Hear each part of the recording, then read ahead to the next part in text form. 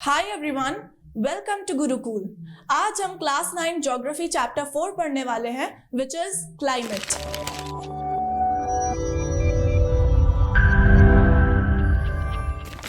तो क्लाइमेट के बारे में हम पढ़ेंगे। इंडिया का जो क्लाइमेट टाइप है, उसके फीचर्स है, हम उसके बारे में पढ़ेंगे। ठीक है, तो ये चैप्टर एक बहुत इंपॉर्टेंट है आपके लिए, आपके एग्जाम्स के लिए, कॉम्पिटिटिव्स के लिए, और आपको ध्यान से इसकी डिटेल्स को सुनना है और याद रखना है। Okay, let's start. जब हम बात करते हैं क्लाइमेट की, ठीक है, जब हम बात करते हैं अभी के लिए किसी एक रीजन की बात करते हैं, ठीक है, जब हम किसी रीजन की बात करते हैं तो हमारे पास सबसे पहले दो चीजें दिमाग में आती हैं, ठीक है, और वो दो चीजें क्या हैं? एक तो फिजिकल फीचर किसी भी जगह का, और दूसरी जो चीज है वो है ड्रेनेज, यानी कि रिवर सिस्टम जो होता है। ठीक है, तो फिजिकल फीचर और ड्रेनेज हम लास्ट चैप्टर में पढ़ चुके हैं।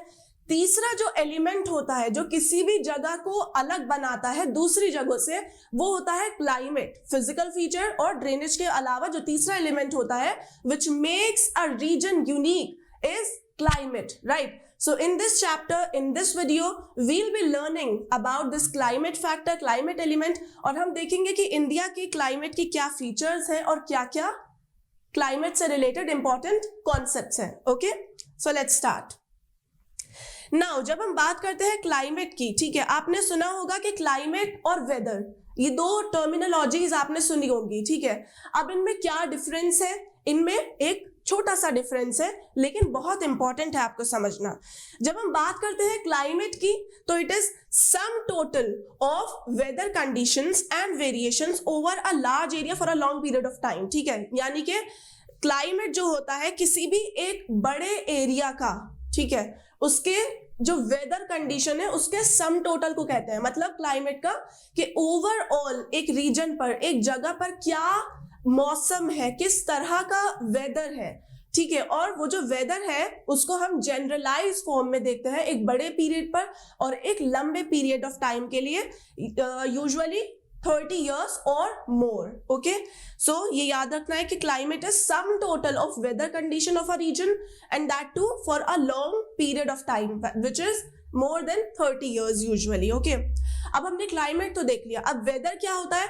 weather का मतलब है state of atmosphere over an area at any point of time, यानी कि किसी भी एक जगह पर किस तरह का एटमॉस्फेयर है अभी इस वक्त। फॉर एग्जाम्पल, अगर मैं बाहर निकल के कहूँ कि बारिश हो रही है, ठीक है, अगर मैं अपना विंडो से बाहर निकालूं मुंह, राइट, और मैं उनसे बोलूं कि बारिश हो रही है, तो what does it mean? It means कि जो स्टेट ऑफ एटमॉस्फेयर है, अभी जो एटमॉस्फेयर के हालात हैं, दैट इज बारिश हो रही है, दैट इज रेनफॉल, राइट। तो वेदर क्या होता है? State of atmosphere at over an area at any point of time, एक पर्टिकुलर टाइम पे। हालांकि क्लाइमेट जो होता है वो एक लंबे टाइम पीरियड पे देखा जाता है और वेदर जो होता है वो एक पर्टिकुलर पॉइंट ऑफ टाइम पे देखा जाता है। समझ आया डिफरेंस? नाउ अब हम बात करते हैं element of weather and climate, यानी कि क्या क्या चीजें हैं जो कि वेदर को या क्लाइमेट को अफेक्ट करती हैं। Element of weather, okay, so it is temperature, wind, atmospheric pressure, humidity and precipitation. अब आपने क्या देखा होगा कि generalise monthly atmosphere condition is season. अब सीजन क्या होते हैं पहले हम ये समझ लेते हैं। आपने ये देखा होगा कि नॉर्मली दिन के हिसाब से तो वेरिएशंस होते हैं, ठीक है। कभी बाहर अगर निकल के देखें तो कभी सनी मिलेगा आपको, कभी आपको रेनी एटमॉस्फेयर दिखेगा, ठीक है। तो इस हिसाब से जो जनरलाइज मंथली एटमॉस्फेरिक कंडीशन है, लेकिन आपने नोटिस किया होगा कि ओवर द मंथ, ठीक है, 2-4 महीनों के टाइम स्पैन में आपको क्या देखने को मिलेगा कि एक जनरलाइज पैटर्न होता है, ठीक है, और उस जनरलाइज पैटर्न को हम सीजन बोलते हैं। फॉर एग्जाम्पल, आपने नोटिस किया होगा कि विंटर मंथ की बात करते हैं तो आपने क्या देखा होगा कि 3-4 महीनों तक बहुत ज्यादा ठंड रहती है, बहुत ज्यादा सर्दी रहती है, ठीक है। अब इसका क्या मतलब है? इसका मतलब ये नहीं कि सिर्फ एक ही उसमें एटमॉस्फेरिक कंडीशन रहती है, बल्कि इस पूरे विंटर मंथ में 2-4 महीनों के टाइम स्पैन में आपको अलग अलग एटमॉस्फेरिक कंडीशन देखने को मिलेंगे। फॉर एग्जाम्पल, कभी धूप निकल रही है, कभी बारिश हो रही है, ठीक है। हालांकि बारिश कम होती है विंटर्स में, but that is an example, right, but होती हैं, राइट। तो क्या होता है कि जो मंथली जनरलाइज एटमॉस्फेरिक कंडीशन है उसको हम सीजन कहते हैं। अब ये जो सीजन्स है, on the basis of this generalise atmospheric condition the seasons are divided into 4, okay, winter, summer, rainy, okay. और हम एक और पढ़ते हैं जो कि हमें इंडिया में देखने को मिलता है और वो हम बाद में पढ़ेंगे आगे इस चैप्टर में। नाउ अब हम जब इंडिया की बात करते हैं तो इंडिया का जो क्लाइमेट है वो क्या है, मॉनसूनल टाइप क्लाइमेट है, यानी कि इंडिया में जो क्लाइमेटिक कंडीशन है वो मॉनसून रहती है।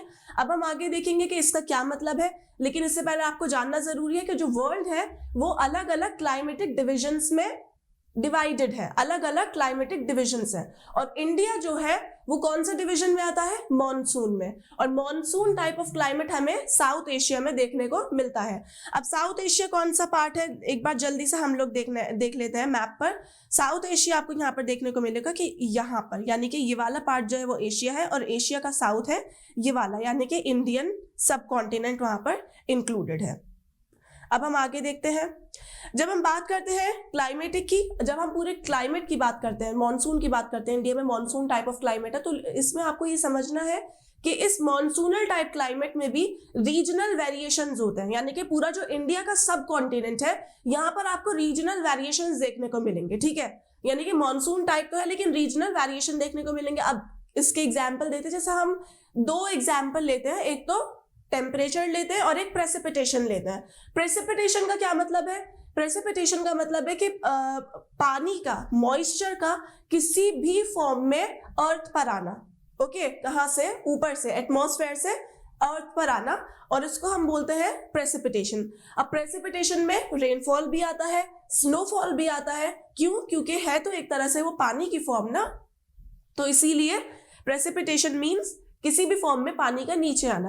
अब हम यहाँ पर जो 2 फैक्टर देख रहे हैं, टेम्परेचर और प्रेसिपिटेशन, हम इसमें देखते हैं। टेम्परेचर में हम अगर बात करें तो आपको समर में आपको देखने को मिलेगा कि राजस्थान के डेजर्ट में जो मरकरी होता है that touches 50 degree Celsius, okay. और हालांकि और उसी सेम टाइम में अगर आप जम्मू एंड कश्मीर के पहलगाम रीजन में देखें तो आपको देखने को मिलेगा कि it hardly touches the 20 degree Celsius mark. तो ये कितना ज्यादा डिफरेंस है। और इसके अलावा हम एक और विंटर का एग्जांपल लेते हैं कि जम्मू एंड कश्मीर का जो द्रास रीजन है यहाँ पर आपको टेम्परेचर -45 डिग्री सेल्सियस तक मिलेगा, लेकिन इसी सेम टाइम में जो थिरुवनंतपुरम है आपको वहां पर 22 डिग्री सेल्सियस मिलेगा, okay. So what does this mean कि इंडिया का जो रीजन है यहाँ पे आपको रीजनल वेरिएशंस मिलेंगे क्लाइमेट में with in same time period, एक ही टाइम में आपको क्लाइमेटिक चेंजेस मिलेंगे। अब ये कैसे होता है, क्यों होता है, वो हम इस चैप्टर में पढ़ने वाले हैं। नाउ अब हम इस एक चैप्टर इसको ध्यान में रखते हैं, एक फैक्ट को। In general coastal areas experience less contrast in temperature condition. अब हम एक बात करते हैं कि जब हम बात करते हैं कोस्टल एरियाज की, ठीक है, तो ये हमारा फॉर एग्जांपल इंडिया का मैप है, ओके, सदर्न पार्ट है, और यहाँ पर आपको कोस्ट देखने को मिलेंगे। कोस्ट में जनरली क्या होता है कि जो टेम्परेचर होता है वो कैसा रहता है, मॉडरेट रहता है। क्यों, क्योंकि वहां पर क्या है, वहां पर सी है, राइट, और सी की वजह से लैंड और सी ब्रीजेस रहती हैं, ओके। वो भी हम आगे बताएंगे कि लैंड और सी ब्रीजेस क्या होती हैं। और आपको क्या देखने को मिलेगा कि जो सीजनल कंट्रास्ट है वो कॉन्टिनेंट के इंटीरियर में ज्यादा देखने को मिलेगा। क्यों, क्योंकि जो कॉन्टिनेंट का अंदर वाला पोर्शन है, यानी कि इंडियन सब कॉन्टिनेंट का अंदर वाला पोर्शन है, यहाँ पर आपको ज्यादा कंट्रास्ट देखने को मिलेगा, यहाँ पर आपको ज्यादा गर्मी देखने को मिलेगी और ज्यादा ही यहाँ पर आपको सर्दियां देखने को मिलेंगी, ठीक है। लेकिन जब हम कोस्टल पार्ट की बात करेंगे तो कोस्टल में एक मॉडरेटिंग इफेक्ट होता है, ठीक है, कोस्टल एरियाज में, ठीक है। तो कोस्टल एरियाज में आपको टेम्परेचर कंडीशंस जो है वो आपको ऑलमोस्ट मॉडरेट मिलेंगी, ठीक है। तो इतना ज्यादा जो सीजनल कंट्रास्ट है वो आपको कहाँ देखने को मिलेगा, कॉन्टिनेंट के अंदर वाले पार्ट में, ठीक है। तो interior of the country is में आपको मोर सीजनल कंट्रास्ट देखने को मिलेगा, ठीक है। नाउ अब हम देखते हैं क्लाइमेटिक कंट्रोल्स के बारे में। जब हम बात करते हैं क्लाइमेटिक कंट्रोल्स की तो हमें क्या पढ़ना है कि वो फैक्टर्स जो कि क्लाइमेट को कंट्रोल करते हैं, वो फैक्टर जो कि क्लाइमेट को अफेक्ट करते हैं, ठीक है। तो climate of any place depends on the following factor. First हम देखते हैं लैटिट्यूड। लैटिट्यूड में हम एक एग्जाम्पल के थ्रू देखेंगे। not example but diagram. Okay, the amount of solar energy received varies according to the latitude due to the curvature of the earth. Curvature of the earth का क्या मतलब है? ये आपको आपकी स्क्रीन पर कर्व दिख रहा है, राइट? कौन सा कर्व? ये वाला कर्व। ओके, ये आपको अर्थ का कर्व दिख रहा है, ठीक है। इसकी वजह से हमें क्या देखने को मिलता है? अमाउंट ऑफ सोलर एनर्जी जो है वो अलग अलग रिसीव होती है अलग अलग लैटिट्यूड पर। किस तरह से हम देखते हैं, यहां पर आपको दिख रहा होगा कि ये सन है, ठीक है, ये बड़ा सा सन है और यहां से ये सन रेज जा रही है, ठीक है। जब हम बात करते हैं ये इक्वेटर वाली लाइन की, तो इक्वेटर पे आपको क्या देखने को मिलेगा कि जो सन रेज है वो डायरेक्ट इक्वेटर पे पड़ रही है, डायरेक्टली, ठीक है। और जब हम बात करेंगे यहाँ पोलर एरिया की, यहाँ पर इस वाले पार्ट में हम जब देखेंगे तो हमें क्या देखने को मिल रहा है कि जो सन रेज है वो स्प्रेड आउट हो रही है ना। यहाँ पर सन की जो रेज है वो दूर पड़ रही है, इंक्लाइंड हो जा रही है, टिल्ट हो जा रही है। हालांकि ये वाला जो पोर्शन है ये सन के ज्यादा पास है और यहाँ पर जो सन रेज है वो डायरेक्टली इक्वेटर पर पड़ रही है। अब इसका क्या मतलब है? ज्यादा सन रेज इंटेंसिटी अगर है सन रेज की और ये पार्ट ज्यादा क्लोज है सन के या सन रेज के, तो यहाँ पर ज्यादा सनलाइट रिसीव हो रही है। ज्यादा सनलाइट रिसीव होने का मतलब है यहाँ पर ज्यादा गर्मी पड़ेगी, ठीक है। और यहाँ पर सन रेज जो है या फिर सनलाइट जो है वो स्प्रेड आउट हो जा रही है, बहुत अच्छे से नहीं पहुंच रही है या दूर पड़ रहा है। तो यहाँ पर ये वाला जो पार्ट होता है यहाँ पर आपको क्या देखने को मिलेगा? ठंड देखने को मिलेगी, कोल्डर एरियाज है ये, ठीक है। तो जब हम बात करते हैं ये वाले इक्वेटर वाले पार्ट की, तो यहाँ पर ज्यादा सनलाइट आपको या फिर क्या देखने को मिलेगा? Photo period. समझ आया? नाउ अब इसकी वजह से क्या होता है कि जो टेम्परेचर है वो अफेक्ट होता है। Temperature, that's why air temperature generally decreases from the equator towards the pole, ठीक है। अब यही वजह है कि ज्यादा यहाँ पर जब सनलाइट रिसीव होती है तो इस वाले पार्ट में क्या होता है, जो टेम्परेचर है वो ज्यादा रहता है, गर्मी रहती है, ठीक है। और इस वाले पार्ट में इसी वजह से जो टेम्परेचर है वो क्या रहता है?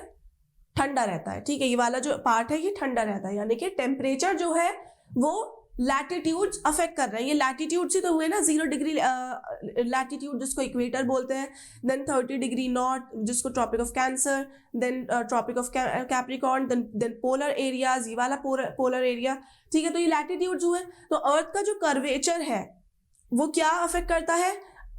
लैटिट्यूड डिक्टेट करता है, ठीक है। लैटिट्यूड किससे होता है? अर्थ के कर्वेचर से, है ना।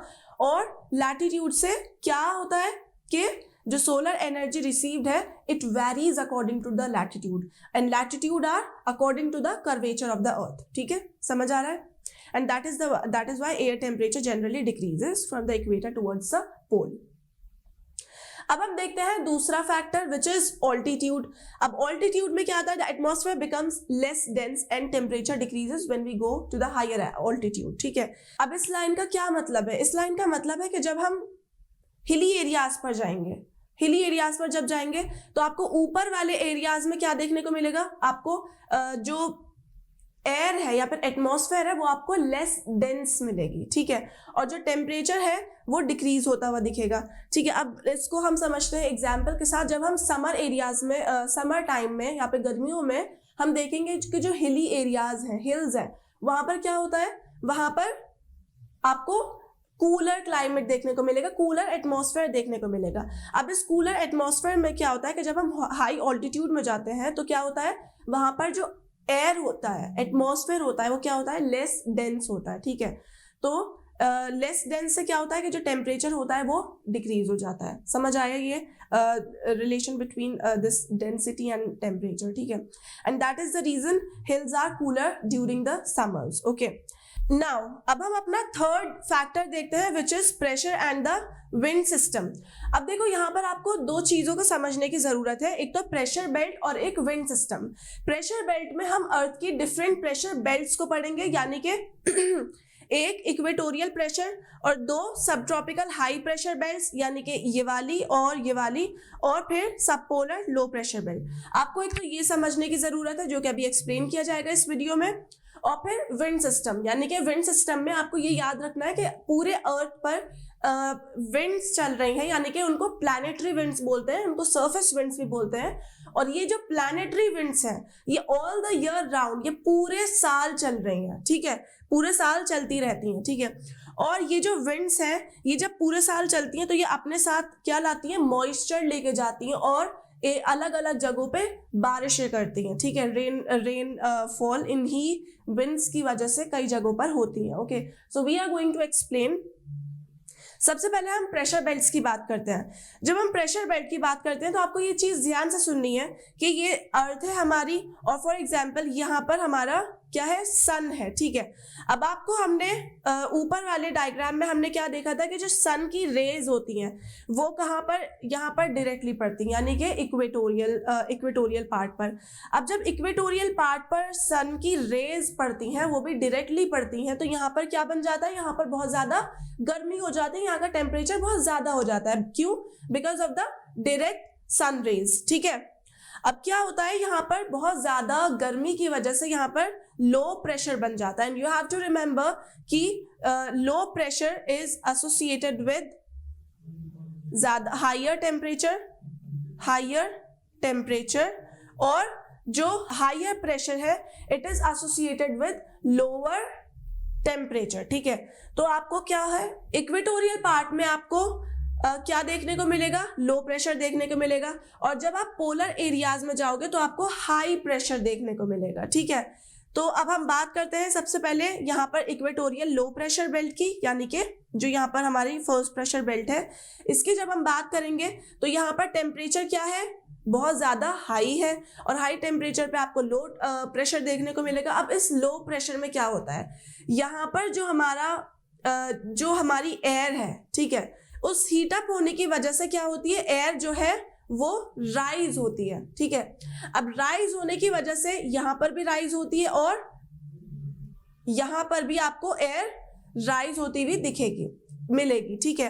अब आपको इसको 3D इमेजिन करना है। राइज ऐसे नहीं होती, बल्कि ये अगर अर्थ का कर्वेचर है और दिस पार्ट इज इक्वेटर, तो अर्थ किस तरह राइज होती है, इस तरह से 3D, समझ आया। तो जब अर्थ राइज होती है, क्योंकि वार्म एयर ऊपर उठती है, ठीक है, ऊपर उठ के जाती है, फिर कंडेंसेशन होता है, तभी तो बारिश होती है ना। तो आपको याद रखना है कि जब यहाँ पर हाई टेम्परेचर की वजह से जो एयर है वो हीट अप हो जाती है, और उस हीट अप होने की वजह से क्या होता है, जो एयर है वो राइज होती है, और राइज होके कहाँ पर जाकर, भाई कहीं पर बैठेगी भी तो ना। तो जब वो जाकर बैठती है तो वो कहाँ पर, कौन सा लैटिट्यूड होता है, वो सब ट्रॉपिकल, उसको हम सब ट्रॉपिकल हाई प्रेशर बेल्ट होता है। अब यहाँ पर हाई प्रेशर बेल्ट क्यों होता है, क्योंकि यहाँ पर आपको याद रखना है, आप इस तरह याद रख सकते हो कि जब यहाँ से लो प्रेशर बेल्ट्स हैं वो ऊपर उठ के जा रही हैं और कहीं पर जाकर बैठेंगी, तो वहाँ पर क्या होगा, वहाँ का प्रेशर हाई हो जाएगा, जाहिर सी बात है, क्योंकि वहाँ पर एडिशन हो रहा है। तो आपको इस चीज़ से याद रख सकते हो कि यहाँ पर फिर क्या बनती है, सब ट्रॉपिकल हाई प्रेशर बेल्ट बनती है, ठीक है। और the same goes for the southern hemisphere, ठीक है। अब यहाँ पर क्या होता है, अब आपको एक चीज हमेशा याद रखनी है कि जो विंड्स है वो क्या है, हाई प्रेशर से लो प्रेशर की तरफ ट्रैवल करती हैं, ठीक है।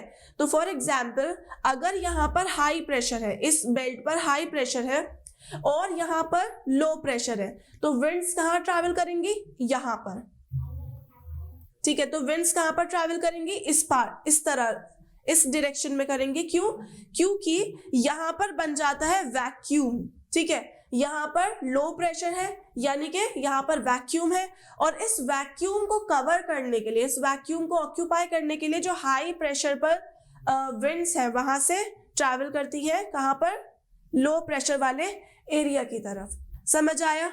तो फिर आपको क्या देखने को मिलेगा कि ये जो हाई प्रेशर बेल्ट है, सब ट्रॉपिकल हाई प्रेशर बेल्ट है, यहाँ से विंड्स ने ट्रैवल किया लो प्रेशर बेल्ट की तरफ। क्योंकि winds travel from high pressure to the low pressure belt, और आपको यहाँ पर फिर क्या मिलेगा, आपको ट्रेड विंड्स मिलेंगी, समझ आ रहा है। तो जैसा आपको दिख रहा होगा यहाँ पर क्या मिलेंगे, ट्रेड विंड्स मिलेंगे, और इनको हम नॉर्थ ईस्ट ईस्टर्लीज भी कहते हैं।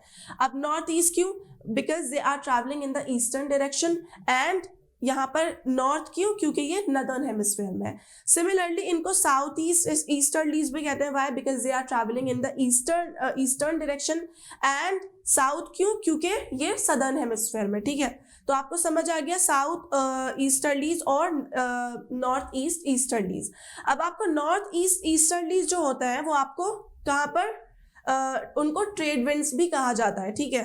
तो ये जो ट्रेड विंड्स है, नॉर्थ ईस्ट ट्रेड विंड्स, ये सब ट्रॉपिकल हाई प्रेशर बेल्ट से इक्वेटोरियल लो प्रेशर बेल्ट की तरफ ट्रैवल करती है। अब इससे, और यही आपको यहाँ पर देखने को मिलेगा, सब ट्रॉपिकल हाई प्रेशर बेल्ट है यानी कि हॉर्स लैटिट्यूड, यहाँ पर हाई प्रेशर है और यहाँ पर लो प्रेशर है, ठीक है।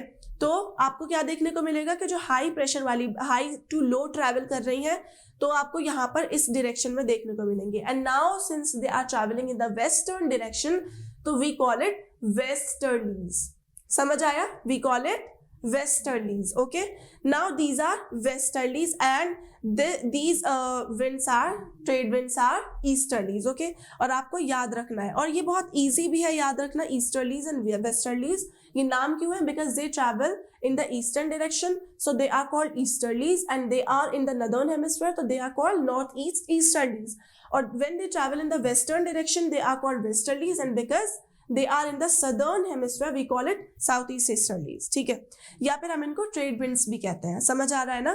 तो यहाँ पे हाई टू लो की तरफ ट्रैवल करती है। अब जब विंड्स ट्रैवल करती है तो विंड्स अपने साथ, विंड्स अकेले नहीं ट्रैवल करती है, ठीक है। ये अपने साथ मॉइस्चर, जब ये ओशन के ऊपर से गुजरती है या फिर किसी भी वाटर बॉडी के ऊपर से गुजरती है, तो आपको क्या देखने को मिलेगा कि उस पोर्शन, उस पार्ट से ये मॉइस्चर उठाती है, और मॉइस्चर उठाकर कहाँ पर फिर कंडेंसेशन होता है, फिर वही सब प्रोसेस होता है जो आपने पढ़ रखा है, इवेपोरेशन होता है, ठीक है।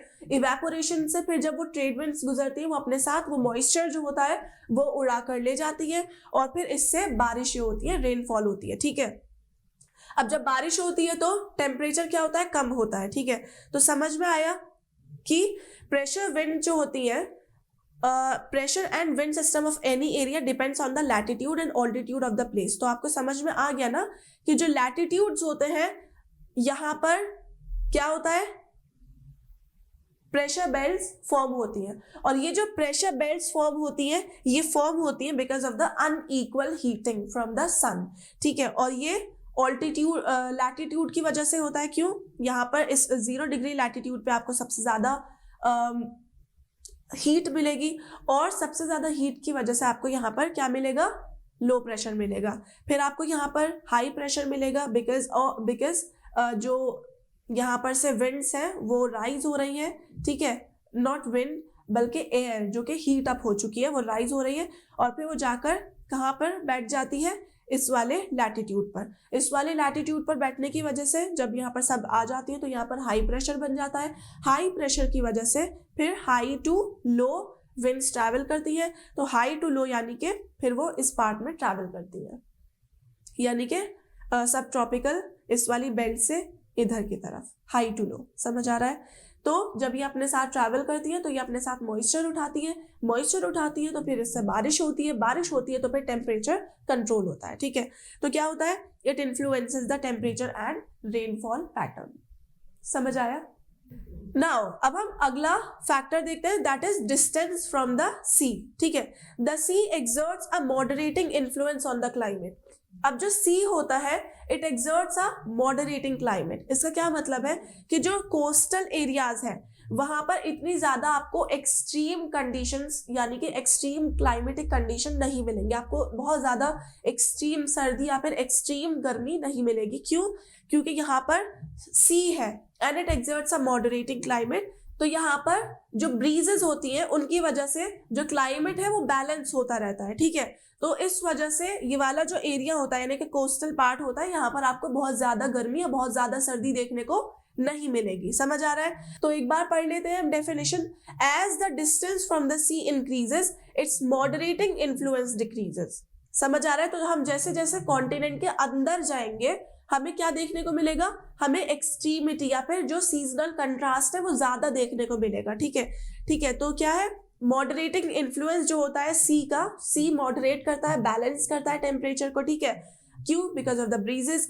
एंड तो हमें क्या देखने को मिलेगा कि जैसे जैसे हम डिस्टेंस बढ़ता जाएगा, हम अंदर जाएंगे, तो क्या देखने को मिलेगा कि मॉडरेटिंग इन्फ्लुएंस जो है सी का वो डिक्रीज हो जाता है।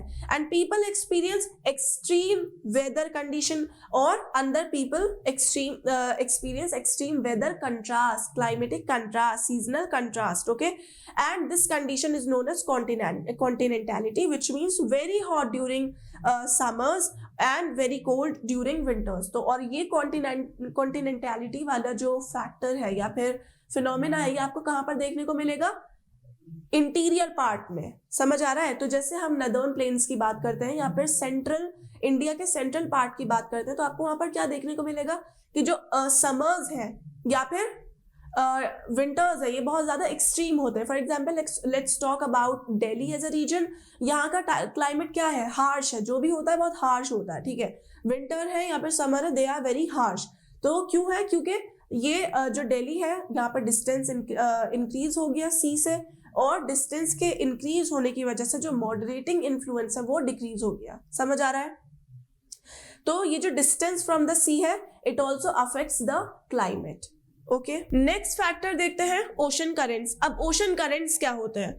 ओशन करेंट्स क्या होते हैं कि इस मैप में देखिए, इस मैप में आपको ये जो एरोज दिख रहे हैं, अब इनका क्या मतलब है? इनका मतलब ये होता है कि जो ओशन है या फिर हमारी जो वाटर बॉडीज हैं, उनमें रिवर्स हैं, स्ट्रीम्स हैं, ठीक है। और ये स्ट्रीम्स जो है वो एक डेफिनेट डायरेक्शन के साथ फ्लो कर रही है, ठीक है। यानी कि ये जो रिवर्स है यहाँ पर स्ट्रीम्स है। तो आप ओशन करंट इस तरह समझ सकते हो, ओशन करंट मींस रिवर और स्ट्रीम इन द ओशन। समझ आया? तो अलग अलग होते हैं, जैसे कि लैब्राडोर हो गया, गल्फ स्ट्रीम हो गया, ठीक है, और ओयाशियो हो गया, एटसेट्रा, और ये अलग अलग रीजन में फ्लो करते हैं, ठीक है। तो जैसे आप यहाँ पर देख सकते हो। अब हम किस तरह से करते हैं ये? Ocean currents along with onshore winds affect the climate of the coastal areas. तो आप देख सकते हो कि ये कहाँ पर फ्लो कर रहा है? ओशन में, ठीक है, यानी कि कोस्टल एरियाज के अलोंग फ्लो कर रहा है, ठीक है। तो ये जो ओशन करेंट्स होते हैं along with onshore winds, they affect the climate of the coastal area. इनकी वजह से जो कोस्टल एरियाज होते हैं, can you see here, coastal areas, इनके क्लाइमेट पे असर पड़ता है। अब ये किस तरह से? देखो, जो ओशन करंट्स होते हैं वो दो तरह के होते हैं, एक तो कोल्ड ओशन करंट्स होते हैं और एक वार्म ओशन करंट्स होते हैं। भाई जैसा नाम से ही पता चल रहा है, कोल्ड ओशन करंट का मतलब होता है कि वहां का जो ओशन करंट्स है ये कोल्ड है, और वार्म से पता चल रहा है कि जो वाटर है वो वार्म है, ठीक है। इन ओशन करंट्स का जो कि वार्म है, उनका जो वाटर है वो वार्म है, ठीक है। तो आपको दिख सकता है यहाँ पर कि जो रेड एरो है उनका मतलब है वार्म ओशन करंट, और जो ब्लू एरो है उनका मतलब है कोल्ड ओशन करंट, ठीक है। अब इनसे क्या होता है? जो for example any coastal area with warm और cold current flowing past it will be warmed और cooled if the winds are onshore, ठीक है। तो अब ये जो करंट्स होते हैं, अगर विंड्स ऑन शोर है, विंड्स तो चलती रह रही है ना, फ्लो कर रही है, ठीक है। तो अगर कोई वार्म या फिर कोल्ड करंट किसी कोस्ट से निकल रहा है, it is flowing past the coast, ठीक है। तो क्या होता है? If the onshore winds are there, तो वो जो कोस्टल रीजन है वो भी वार्म हो जाएगा या कूल हो जाएगा according to the current, okay, ocean current. तो अगर वार्म ओशन करंट निकल रहा है तो वो एरिया वार्म हो जाएगा, ठीक है। कोल्ड ओशन करंट निकल रहा है तो वो एरिया कूल हो जाएगा, ठीक है। तो इस तरह से जो ओशन करंट्स है वो किसको अफेक्ट करते हैं? क्लाइमेट को किसी भी जगह के, या फिर कंट्रोल करते हैं। अब हम नेक्स्ट देखते हैं रिलीफ फीचर। अब रिलीफ फीचर का क्या मतलब है? हम लास्ट चैप्टर्स में पढ़ चुके हैं। रिलीफ फीचर मतलब फिजिकल फीचर, वेरी सिंपल, ठीक है। Relief plays a major role in determining the climate of a place. अब how? Let's see. High mountains act as barrier for cold और हॉट विंड्स। अब आपको पता होगा, हमने लास्ट उसमें भी पढ़ा है कि जो इंडिया के हिमालयन माउंटेन रेंजेस है, ठीक है, इनसे हमें एक बहुत बड़ा फायदा ये होता है कि जो सेंट्रल एशिया से कोल्ड वेव्स आ रही हैं, ठीक है, कोल्ड विंड्स आ रही हैं, उनको हिमालयन माउंटेन जो है वो रोकता है एज अ बैरियर, ठीक है। तो high mountains act as barrier for cold और हॉट विंड्स, और हमने इसका एग्जांपल क्या देखा कि सेंट्रल एशिया से जो कोल्ड विंड्स आ रही हैं उनको रोकता है हिमालयन रेंज, और उसको रोकने की वजह से इंडिया में इतनी ज्यादा शिद्दत वाली सर्दी नहीं देखने को मिलती है, ठीक है। तो हमने देखा कि high mountain act as a barrier. They may also cause precipitation if they are high enough and lie in the path of rain bearing winds. Okay, अब देखो आपको ये important है और आपको अच्छे से सुनना है। जब हम बात करते हैं किसी भी माउंटेन की, ठीक है, अगर माउंटेन की हाइट इतनी ऊपर है, देखो क्या होता है कि विंड्स आई यहाँ से, और ये जो विंड्स है ये वार्म है और मॉइस्ट है, यानी कि मॉइस्चर इनमें है, ठीक है, और ये वार्म विंड्स है। अब वार्म विंड्स जो है वो क्या है, जब सामने आपका कोई भी माउंटेन आ जाता है या फिर एक रिलीफ फीचर आ जाता है विद हाई ऑल्टीट्यूड, तो ये क्या है, ऊपर चढ़ जाती हैं।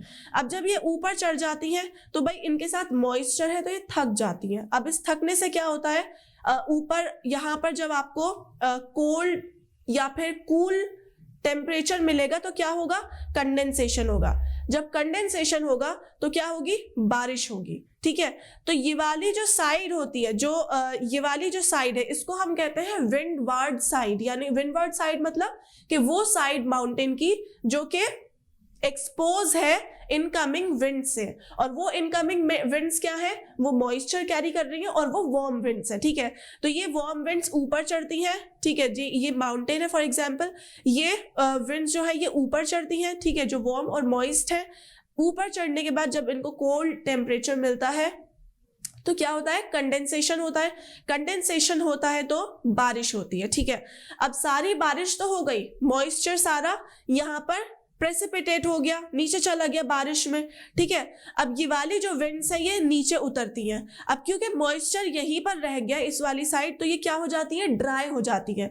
यहाँ पर ये क्या थी, मॉइस्ट थी, लेकिन जब ये यहाँ से नीचे उतरेंगी तो ये क्या हो जाती है, ड्राई हो जाती है, ठीक है। अब ड्राई होने की वजह से ये वाला जो पार्ट है इसको तो कोई बारिश नहीं मिलती है, इसको तो कोई मॉइस्चर नहीं मिलता है, तो हम इस वाली साइड को क्या कहते हैं, लीवर्ड साइड, ठीक है। और ये जो लीवर्ड साइड होती है इसको रेन शैडो जोन भी कहा जाता है, यानी कि यहाँ पर रेन शैडो है, यानी कि यहाँ पर कोई रेन नहीं है। अब कोई रेन नहीं है इसलिए यहाँ पर कोई वेजिटेशन नहीं होती है, यानी कि वेजिटेशन जो होती है वो बहुत ज्यादा कम होती है। और जो ये वाला विंडवर्ड साइड होती है, जहाँ ये वाली विंडवर्ड साइड होती है, यहाँ पर वेजिटेशन हमें ज्यादा देखने को मिलती है। क्यों, क्योंकि यहाँ पर वार्म और मॉइस्ट विंड जो है वो बारिश कर रही है, ठीक है, समझ आया। तो हमने क्या देखा कि रिलीफ फीचर की वजह से, माउंटेन की वजह से बारिश हो रही है, ठीक है। तो they may also cause precipitation if they are high enough and lie in the path of rain bearing winds. Rain bearing winds मतलब कि वो विंड्स जो कि मॉइस्चर कैरी कर रही हैं, वही तो आगे जाके रेन बनेंगी ना, ठीक है। तो प्रेसिपिटेशन, अब प्रेसिपिटेशन आपको याद रखना है, प्रेसिपिटेशन डज नॉट मीन बारिश। प्रेसिपिटेशन का मतलब होता है कि पानी का किसी भी मॉइस्चर में नीचे आना, ठीक है, पानी का किसी भी मॉइस्चर में किसी भी फॉर्म में नीचे आना। अब वो रेन भी हो सकता है, स्नोफॉल भी हो सकता है, स्लीट भी हो सकता है, कुछ भी हो सकता है, ठीक है।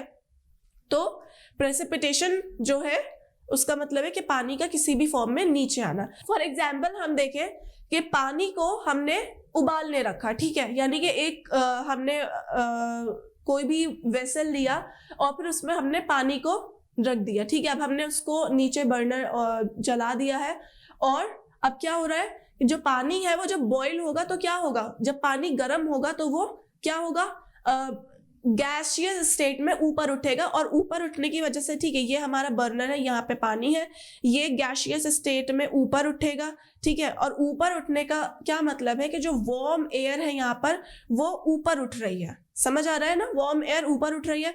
तो इसी तरह यहाँ पर जो वार्म और मॉइस्ट एयर है वो इसी तरह समझो कि वार्म एयर जो है वो हीट अप होने के बाद ऊपर उठती है, और कोल्ड एयर जो है वो नीचे बैठती है। कोल्ड एयर नीचे क्यों बैठती है, कभी आपने फ्रीजर खोला है, जब अब हम अपने रेफ्रिजरेटर का फ्रीजर खोलेंगे तो क्या देखा है कि जो अंदर की ठंडी एयर है वो नीचे बैठ रही होती है, वो नीचे जा रही होती है ना। अगर आप साइड से देखो रेफ्रिजरेटर में तो इससे हमें क्या पता चलता है कि जो कोल्ड एयर है वो नीचे बैठती है और जो वार्म एयर है वो ऊपर उठती है, ठीक है। अब जब यहाँ पे वार्म एयर, मॉइस्ट एयर ऊपर जाती है तो यहाँ पर ठंडा वो मिलता है, यानी कि ठंडा टेम्परेचर मिलता है, जिसकी वजह से कंडेंसेशन होता है, कंडेंसेशन से बारिश होती है, बारिश जब हो जाता है तो सारा मॉइस्चर इस वाले पार्ट में आ जाता है, विंडवर्ड साइड में, और फिर यहाँ पर से जब ये वाली विंड्स नीचे उतरती हैं तो इनके पास मॉइस्चर नहीं होता, ये ड्राई विंड्स होती हैं, और ड्राई विंड्स होने की वजह से ये जो लीवर्ड साइड होती है, यानी कि रेन शैडो साइड होती है, यहाँ पर कोई बारिश नहीं होती है और ये पार्ट ड्राई होता है। समझ आया? तो अब यहाँ पे क्वेश्चन है, why most of the world desert are located in the western margin of the subcontinent. अब जब हमने ये सारे फैक्टर्स देख लिए हैं, ठीक है, हमने 6 फैक्टर्स पढ़ लिए हैं, यानी कि latitude, altitude, temperature, relief feature etcetera, ocean current. तो अब हमारे पास एक क्वेश्चन है कि ज्यादातर जो डेजर्ट्स हैं वो कहाँ पर लोकेटेड है? वेस्टर्न मार्जिन में। फॉर एग्जाम्पल अगर आप यहाँ पर देखोगे तो आपको साउथ अमेरिका में यहाँ पर अटाकामा डेजर्ट मिलेगा, यहाँ पर नामीबिया और कालाहारी डेजर्ट मिलेगा, यहाँ पर थार डेजर्ट मिलेगा। तो इससे हमें यहाँ पर आपको मेक्सिको डेजर्ट मिलेगा। तो इससे क्या पता चल रहा है कि जो कॉन्टिनेंट का वेस्टर्न साइड है ना, ये वेस्टर्न साइड हो गए ना, वेस्टर्न साइड में बहुत सारे हमें डेजर्ट देखने को मिलते हैं। तो ऐसा क्यों कि सिर्फ वेस्टर्न पार्ट में डेजर्ट देखने को मिल रहे हैं? और आपको यहाँ पे ऑस्ट्रेलिया में यहाँ पर एक ग्रेट सैंडी डेजर्ट देखने को मिलेगा, ठीक है। तो ऐसा क्यों है कि वेस्टर्न पार्ट में हमें डेजर्ट देखने को मिल रहा है? ऐसा इसलिए है क्योंकि यहाँ पर जो ओशन करेंट्स चल रहे हैं, इन ओशन करेंट्स की वजह से यहाँ का जो क्लाइमेट है वो क्या रहता है? आप यहाँ पर देखोगे, यहाँ पे कोल्ड ओशन करंट्स दिख रहे हैं आपको, ठीक है, यहाँ पर आपको कोल्ड ओशन करंट दिख रहा है। अब इन कोल्ड ओशन करंट से आपको क्या देखने को मिलेगा कि यहाँ का जो कोल्ड की वजह से यहाँ पर जो क्लाइमेट है वो क्या है? ड्राई है।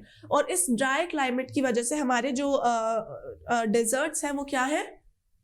जो डेजर्ट वाले एरिया है वो ड्राई है, इन्हीं को ओशन करंट्स की वजह से, जिस वजह से हमारे डेजर्ट फॉर्म होता है। लेकिन आपको ये याद रखना है कि सिर्फ ये एक अकेला रीजन नहीं है कि यहाँ पर वेस्टर्न मार्जिन में डेजर्ट फॉर्म होते हैं। एक और रीजन है, और वो क्या है कि जो यहाँ पर ट्रेड विंड्स चल रही है, हमने ऊपर ट्रेड विंड्स की बात करी है, तो जो ट्रेड विंड्स चल रही हैं, ट्रेड विंड्स क्या है कि जब मॉइस्चर लेके चलती हैं, मॉइस्चर जब लेके चलती है वो ट्रेड विंड्स आपको पता है कि इस डायरेक्शन में चलती हैं, ठीक है, इस तरह से, ठीक है। तो जब ये मॉइस्चर लेके चल रही है तो सारा मॉइस्चर तो इस वाले पार्ट में रिसीव हो जा रहा है, ठीक है। इस वाले पार्ट में रिसीव होने की वजह से जो वेस्टर्न पार्ट है, जब तक ये विंड्स यहाँ पर वेस्टर्न पार्ट में आती हैं तब तक सारा मॉइस्चर रिलीज हो चुका होता है in the form of rain और व्हाटसोएवर प्रेसिपिटेशन, ठीक है। और इस वजह से जब तक ये वेस्टर्न मार्जिन पे आती हैं तब क्या होता है कि इनके पास, ट्रेड विंड्स के पास या फिर सरफेस विंड्स के पास मॉइस्चर नहीं बचता, मॉइस्चर नहीं बचता तो बारिश नहीं होती, बारिश नहीं होती तो ड्राई हो जाती है, ड्राई हो जाते हैं तो वेस्टर्न मार्जिन पर डेजर्ट फॉर्म होते हैं। तो हमने क्या देखा कि ओशन करंट्स एक रीजन हो गया, ठीक है, ओशन करंट्स। और हमने एक और रीजन क्या देखा कि यहाँ पर जो ट्रेड विंड्स है या फिर ट्रेड्स हैं या फिर सरफेस विंड्स है, ठीक है, इनकी वजह से हमारा क्या फॉर्म होते हैं? वेस्टर्न मार्जिन पर डेजर्ट फॉर्म होते हैं। अब जब हम बात करते हैं factors that affect India's climate, ठीक है, तो हमें कुछ ऐसी टर्म्स है जो कि जानना जरूरी है। कोरियोलिस फोर्स क्या होता है, अब हम ये देखते हैं। तो कोरियोलिस फोर्स, अपेरेंट फोर्स, पहले हम डेफिनेशन देखते हैं, that as a result of earth's rotation moving object deflect to the right in the northern hemisphere and left in the southern hemisphere. देखो कोरियोलिस फोर्स क्या होता है कि earth, for example my fist, ये जो मेरी फिस्ट है ये अर्थ है, ठीक है, ये ग्लोब है और ये घूम रही है। अब जब अर्थ घूमती है, ठीक है, तो क्या होता है, for example this is your earth and it is rotating, ठीक है, अब ये रोटेट हो रही है। अब जब ये रोटेट हो रही है तो साथ में जो एटमॉस्फेयर है, इस अर्थ के ऊपर जो एटमॉस्फेयर है वो भी रोटेट हो रहा है।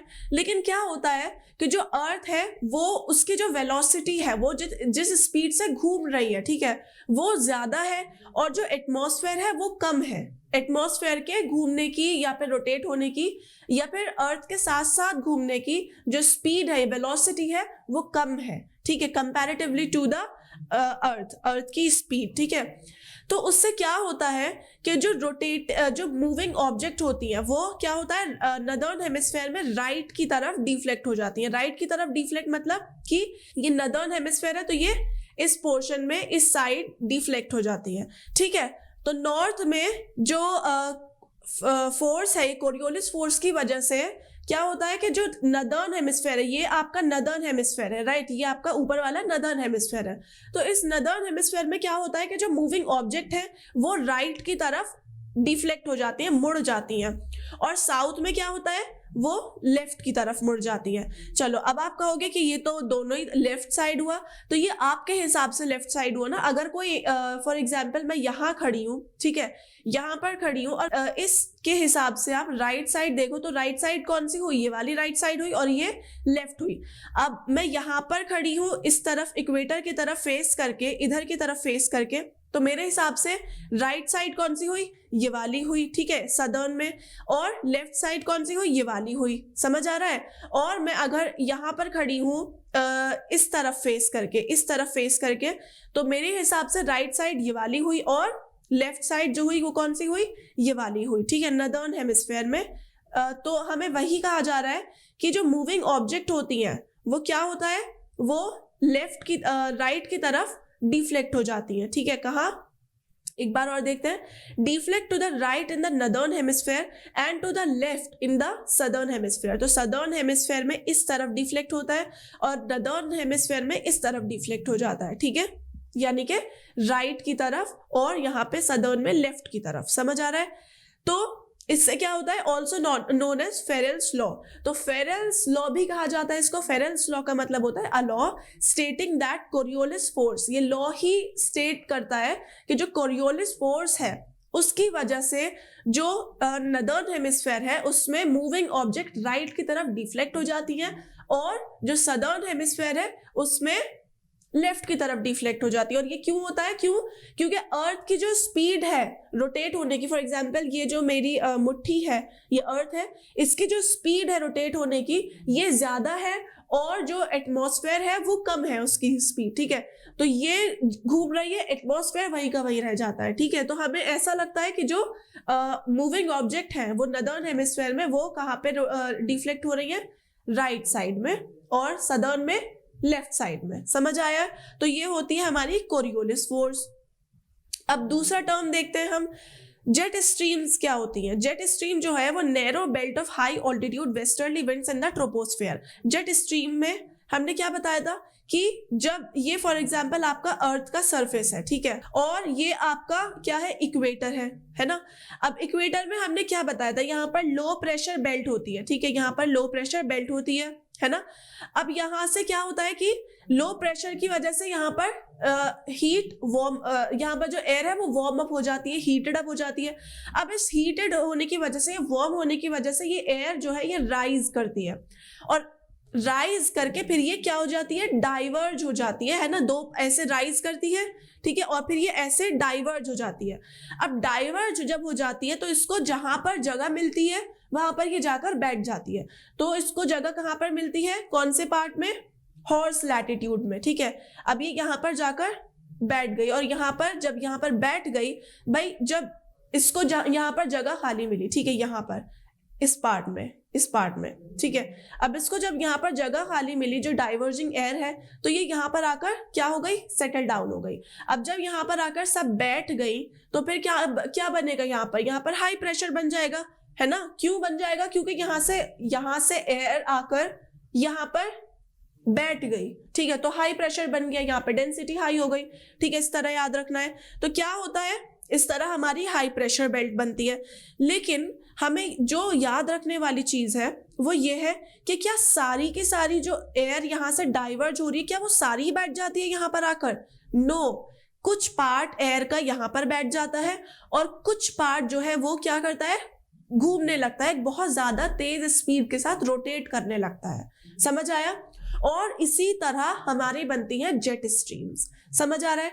तो एक बार रिवाइज कर लेते हैं। ये है हमारा अर्थ, ये हमारा अर्थ का सरफेस है ना। अब यहाँ पर लो प्रेशर बेल्ट थी, यहाँ से हीटेड अप होकर हीट अप हुई, एयर वार्म अप हुई, और यहाँ से वार्म एयर राइज हुई, और यहाँ पर फिर क्या हुआ, यहाँ से फिर वो डिफ्लेक्ट हो गई, ठीक है, दोनों डायरेक्शन में क्या हो गई, डिफ्लेक्ट हो गई इस तरह से, ठीक है। अब डिफ्लेक्ट होकर कुछ एयर का पार्ट जाकर बैठ जाएगा हॉर्स लैटिट्यूड में, ठीक है, हाई प्रेशर बेल्ट बना देगा, और कुछ पार्ट जो है वो क्या करेगा, रोटेट करना शुरू कर देगा। समझ आ रहा है, रोटेट करना शुरू कर देगा। और ये जो पार्ट एयर का रोटेट करना शुरू कर देता है, ये हमारे बनाती है जेट स्ट्रीम्स। आप जेट से समझो, जेट वर्ड से, जेट का मतलब है कि बहुत ज्यादा वेलोसिटी के साथ, ये बहुत ज्यादा स्पीड के साथ। समझ आ रहा है नाउ, ठीक है। एक बार देख लेते हैं जेट स्ट्रीम क्या होता है। Narrow belt of high altitude westerly winds in the troposphere. अब जेट स्ट्रीम जो होती है ना, वो दो तरह की होती है, एक तो पोलर जेट स्ट्रीम्स होती है और एक सब ट्रॉपिकल जेट स्ट्रीम। पोलर से समझ में आ रहा होगा कि पोलर एरियाज में प्रेवेलेंट होती है, ठीक है। पोलर से क्या समझ में आ रहा है कि ये पोलर एरियाज में क्या है, प्रेवेलेंट है। और हमें किससे सब ट्रॉपिकल जेट स्ट्रीम से समझ में आ रहा है कि ये हमारा सब ट्रॉपिकल एरिया में प्रेवेलेंट है, ठीक है। तो ये दो तरह की हमारी जेट स्ट्रीम्स हो गई। लेकिन हम किसकी बात करने वाले हैं, हम बात करेंगे इस वाले की, यानी कि सब ट्रॉपिकल जेट स्ट्रीम की। हम इसकी क्यों बात करेंगे, क्योंकि इंडिया इसी पार्ट में लाई करता है, सब ट्रॉपिकल पार्ट में, और सब ट्रॉपिकल जेट स्ट्रीम है जो कि इंडिया के मॉनसून को या फिर इंडिया के क्लाइमेट पे अफेक्ट करती है या फिर इन्फ्लुएंस करती है, ठीक है। तो हमने क्या देखा कि जेट स्ट्रीम जो होती है, it is a narrow belt of high altitude, यानी कि अबव अराउंड 12,000 मीटर्स की हाइट पे। अब क्या होता है, ट्रोपोस्फेयर क्या होता है, ट्रोपोस्फेयर आपको पता है ना, जो एटमॉस्फेयर है उसमें भी अलग अलग लेयर्स है ना, लेयर्स है। यानी कि ट्रोपोस्फेयर, ये अर्थ है, ये आपकी अर्थ है, यहाँ तक है ट्रोपोस्फेयर, फिर है स्ट्रेटोस्फेयर, फिर है मेसोस्फेयर, ठीक है, फिर है थर्मोस्फेयर और फिर है एग्जोस्फेयर। समझ आया। तो ये अलग अलग लेयर्स हैं, इन अलग अलग लेयर्स की अलग अलग खूबियां हैं, क्वालिटीज हैं या कैरेक्टरिस्टिक हैं, अलग अलग चीजें यहाँ पर हमें पाई जाती हैं। तो अभी के लिए हमें सिर्फ इतना याद रखना है कि ये वाली लेयर है, ठीक है, यानी कि ट्रोपोस्फेयर की अपर पार्ट अराउंड 12,000 मीटर की हाइट पर, यहाँ पर हमें देखने को मिलती है जेट स्ट्रीम, और जेट स्ट्रीम बहुत ज्यादा हाई तेज वेलोसिटी के साथ या फिर स्पीड के साथ रिवॉल्व करती है, which is around 110 kilometre per hour in summer और 184 kilometre per hour in winter, ठीक है। तो क्या 110 kilometre per hour in summer, ठीक है, और कितना 184 kilometre per hour in winter. समझ में आ रहा है, ठीक है, विंटर। तो हमें क्या देखने को मिला कि जो जेट स्ट्रीम्स होती हैं उनकी विंटर में स्पीड बहुत ज्यादा तेज हो जाती है, और समर में जेट स्ट्रीम की स्पीड जो है वो स्लो रह जाती है, फिर हल्की हो जाती है, ठीक है। तो जेट स्ट्रीम समझ में आ गया, and we will be talking about the subtropical jet stream. Now देखो, जब हम इंडिया की बात करते हैं, ठीक है, इंडिया में क्या होता है, इंडिया की जो जेट स्ट्रीम है उसकी दो पोजीशन होती है, एक तो समर्स यानी कि नॉर्थ ऑफ हिमालय, और एक विंटर्स यानी कि साउथ ऑफ हिमालय। अब इसका क्या मतलब है, हम मैप के हेल्प से देखते हैं, ठीक है। समर्स में कह रहे हैं कि नॉर्थ ऑफ हिमालय, अब इसका क्या मतलब है कि ये हमारा मैप है। अब जब हम बात करते हैं समर्स की, ठीक है, तो हम समर्स को लेते हैं किस कलर से, ओके, समर्स को हम येलो कलर से ही लेते हैं, ठीक है। अब समर्स की जब हम बात करते हैं तो कह रहे हैं कि जेट स्ट्रीम की जो पोजीशन होती है वो शिफ्ट हो जाती है नॉर्थ ऑफ हिमालय, यानी कि नॉर्थ ऑफ हिमालय कब हो जाती है, समर्स में, ठीक है, जेट स्ट्रीम की पोजीशन। और विंटर्स की जब हम बात करें तो विंटर्स में साउथ ऑफ हिमालय हो जाता है, ठीक है। अब हम इससे देखते हैं हमें क्या समझ में आ रहा है। जब jet stream north of Himalaya चली जाती है समर में, ठीक है, तो क्या होता है कि ये वाला जो पार्ट है समर में, नदर्न प्लेन वाला पार्ट, ये बहुत इंटेंसली हीटेड हो जाता है, यानी बहुत ज्यादा यहाँ पर क्या हो जाती है, गर्मी हो जाती है, ठीक है। अब आपको पता है कि गर्मी का क्या मतलब है, हीट का क्या मतलब है, हीट का मतलब है जब कोई लैंड हीटेड अप हो जाती है, उसका क्या मतलब है कि वहां पर लो प्रेशर होता है, ठीक है। यहाँ पर लो प्रेशर बन गया। अब लो प्रेशर का हमने क्या देखा था कि air wind moves from high pressure to low pressure. क्यों? क्योंकि हाई से लो की तरफ जाती, क्योंकि लो प्रेशर वाले एरिया में वैक्यूम बन जाता है, तो air moves from high pressure to the low pressure, ठीक है। तो अब हमने क्या देखा कि ये जो नदर्न प्लेन वाला पार्ट है, ठीक है, यहाँ से शिफ्ट हो जाती है जेट स्ट्रीम समर की साइड, समर्स में नदर्न की साइड, हिमालय के नॉर्थ में।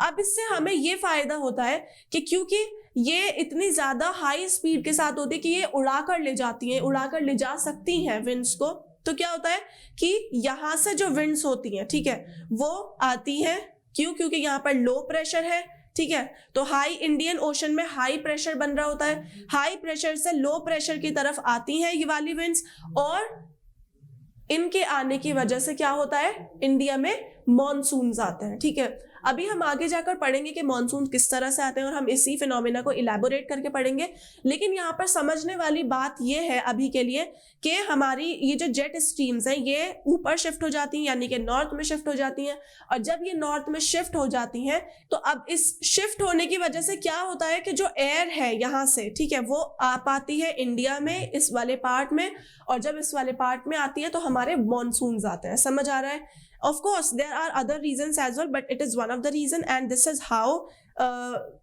jet stream affects the climate of India. एक और चीज नोट करने वाली ये है कि जेट स्ट्रीम की वजह से क्या होता है, मेडिटेरेनियन सी से जो मॉइस्चर होता है वो जेट स्ट्रीम अपने साथ उड़ाकर लाती हैं, और मॉइस्चर उड़ाकर लाती हैं विंटर्स में, और विंटर्स में फिर हमारी बारिश होती है जिसको हम महावट भी बोलते हैं। आपने शायद ये नाम सुना भी होगा लोकल में, महावट। ठीक है, तो ये जो वेस्टर्न डिस्टर्बेंसेस होते हैं ये वेस्ट पार्ट के लिए डिस्टर्बेंसेस है, हमारे लिए ये एक बून है। समझ आ रहा है? तो ये जो जेट स्ट्रीम्स होती हैं ये मॉइस्चर उड़ाकर लाती हैं मेडिटेरेनियन सी से, ठीक है, यानी कि अफ्रीका और यूरोप के पास मेडिटेरेनियन सी है, और मेडिटेरेनियन सी से हमारे पास मॉइस्चर उड़ के आता है, और वो मॉइस्चर उड़ाकर कौन लाता है, वो लाती हैं जेट स्ट्रीम्स। ठीक है, और जेट स्ट्रीम जब मॉइस्चर लाती हैं तो इंडिया में विंटर्स में फिर बारिश होती है। जब बारिश होती है तो जो रबी क्रॉप्स होती हैं, हमने पढ़ा था ना रबी क्रॉप्स और खरीफ क्रॉप और जायद क्रॉप, ठीक है, तो जो रबी क्रॉप्स है उनके लिए वो बारिश बहुत ज्यादा जरूरी होती है, और फिर हम इसको बोलते हैं जो विंटर की बारिश होती है महावट। आपने देखा होगा कभी कभार इंडिया में नदर्न पार्ट में विंटर्स में बारिश होती है, तो ये क्यों होती है? क्योंकि जेट स्ट्रीम्स वेस्टर्न डिस्टर्बेंसेस को उड़ाकर लाती हैं, कहां से? मेडिटेरेनियन सी से। ठीक है, तो इस वजह से हमने क्या देखा कि जो जेट स्ट्रीम्स हैं उनका इंडिया के क्लाइमेट पर एक बहुत ज्यादा इंपॉर्टेंट रोल है। ठीक है, अब हम बात करेंगे वेस्टर्न साइक्लोनिक डिस्टर्बेंसेस की, ये हम आपको बाद में बताएंगे। ठीक है, हमने लेकिन पढ़ लिया है कि वेस्टर्न साइक्लोनिक डिस्टर्बेंसेस क्या होते हैं।